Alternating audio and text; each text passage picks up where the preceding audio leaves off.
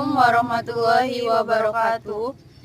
Kami dari Universitas Bina Bangsa Fakultas Hukum.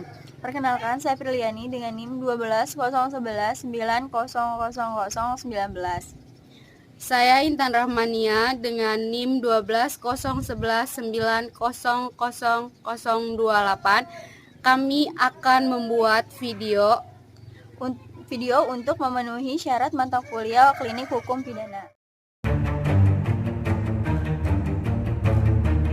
Perkenalkan, saya Intan Rahmania. Saya salah satu anggota dari Klinik Hukum Pidana Universitas Bina Bangsa yang insya Allah akan membantu atau mengasih solusi buat Ibu. Jadi begini Bu, saya ceritakan dulu kronologinya ya. Jadi saya punya saudara ini yang kurang lebih seminggu yang lalu dia sudah menikah.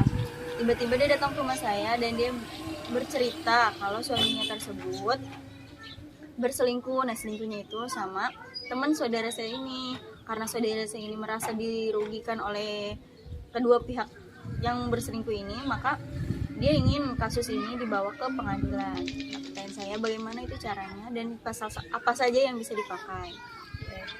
Tentang prosedur ataupun tata cara yang dapat ditempuh adalah mengadukannya kepada kepolisian setempat karena kasus ini merupakan delik aduan di mana pengaduan ini terdapat dua pilihan, yaitu yang pertama, pengaduan tidak dapat ditarik dalam pasal 284 ayat 3 KUHP. Yang kedua, dapat ditarik selama pemeriksaan dalam sidang pengadilan belum dimulai pasal 284 ayat 4 KUHP. Pihak yang melakukan pengaduan adalah suami atau istri yang tercemar dan terhadap mereka dapat berlaku pasal 27 KUHP yang mengatakan bahwa dalam waktu yang sama seorang laki-laki hanya diperbolehkan mempunyai satu orang wanita sebagai istri. Demikian juga sebaliknya, dalam jangka waktu 3 bulan dapat diikuti dengan permohonan bercerai atau pisah ranjang dengan alasan yang sama. Dengan bukti-bukti yang ada, maka pihak kepolisian akan melakukan penyelidikan dan melengkapi berkas acara pengadilan atau BAP, kemudian melanjutkan kejaksaan dalam pihak terakhir ini yang nantinya akan melakukan penuntutan.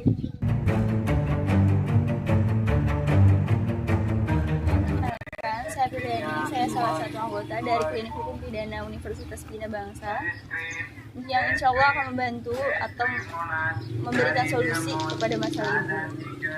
Perkenalkan, nama saya Intan Rahmania. Jadi di tempat saya ada kasus seorang anak yang sedang sakit parah. Kemudian bapaknya memanggil bidan tetangga kampung sebelah. Tetapi bidan tersebut tidak bisa memeriksa bayi yang sedang sakit karena dia tidak bertugas di kecamatan kami. Kemudian bapaknya memanggil salah satu bidan yang bertugas di kecamatan kami. Tetapi bidan tersebut tidak bisa memeriksa si bayi yang sedang sakit karena situasi sudah malam.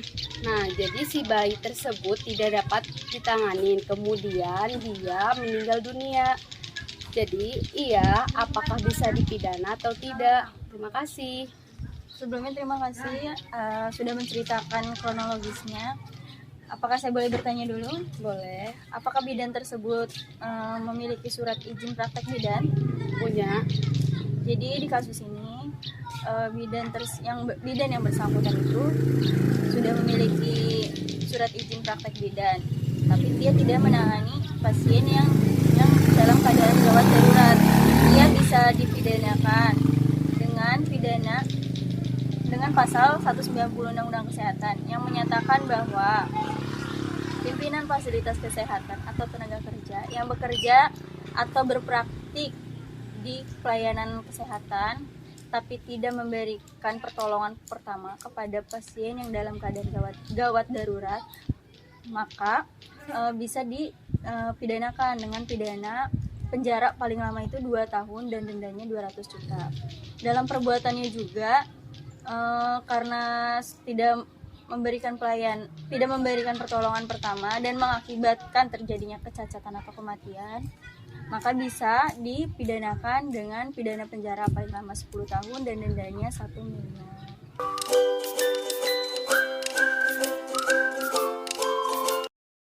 Terima kasih atas perhatiannya. Mungkin itu saja yang bisa kami tampilkan. Kurang lebihnya mohon maaf. Wassalamualaikum warahmatullahi wabarakatuh.